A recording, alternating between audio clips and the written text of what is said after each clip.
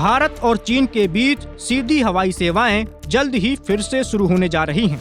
विदेश मंत्रालय ने गुरुवार को जानकारी दी कि दोनों देशों के बीच सीधी उड़ानें अक्टूबर 2025 के आखिरी हफ्ते से शुरू हो सकती हैं। दरअसल इस साल की शुरुआत से ही भारत और चीन के नागरिक उड्डयन अधिकारियों के बीच में बातचीत चल रही थी। इन बैठकों में सीधी हवाई सेवाओं को बहाल करने और एयर सर्विसेज एग्रीमेंट को अपडेट करने पर चर्चा हुई। अब दोनों देशों के बीच में सहमति बन गई है कि सर्दियों की फ्लाइट शेड्यूल यानी विंटर सीजन के तहत उड़ानें दोबारा शुरू की जा सकती हैं। हालांकि अंतिम फैसला एयरलाइंस कंपनियों और तकनीकी मानकों को पूरा करने पर निर्भर करेगा। विदेश मंत्रालय ने कहा कि समझौते से भारत और चीन के लोगों के बीच में संपर्क आसान हो जाएगा और द्विपक्षीय रिश्तों को सामान्य करने की दिशा में भी यह बड़ा कदम साबित होगा। बता दें कि हाल ही में प्रधानमंत्री नरेंद्र मोदी और चीन के राष्ट्रपति शी जिनपिंग की मुलाकात तियानजिन में हुई थी। यह बैठक शंघाई कॉरपोरेशन ऑर्गेनाइजेशन यानी SCO समिट के दौरान हुई, जहां दोनों नेताओं ने बातचीत और भरोसे को बढ़ाने की जरूरत पर जोर दिया। मुलाकात में यह भी तय हुआ कि क्षेत्रीय सहयोग और आपसी संवाद को प्राथमिकता दी जाएगी।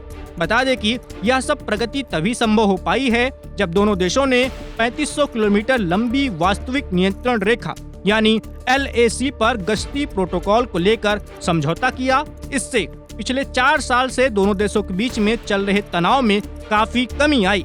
दोनों नेताओं ने इस पर संतोष भी जाहिर किया है। बता दें कि सितंबर महीने में चीन के विदेश मंत्री वांग यी भी भारत आए थे। उन्होंने भारत के राष्ट्रीय सुरक्षा सलाहकार अजीत डोभाल से मुलाकात की थी। इस दौरान वांग यी ने कहा था कि भारत चीन संबंधों का स्वस्थ और स्थिर रहना न सिर्फ दोनों देशों के लिए बल्कि विकासशील देशों के लिए भी बहुत जरूरी है। बता दें कि इसी साल 2025 की गर्मियों में कैलाश मानसरोवर यात्रा भी दोबारा शुरू की गई थी, जो लंबे समय से बंद चल रही थी। अब सीधी उड़ानों के बहाल होने से व्यापार, पर्यटन, आपसी संपर्क में तेजी आने की संभावना है। इसे दोनों देशों के रिश्तों को सामान्य करने की दिशा में अहम कदम बताया जा रहा है।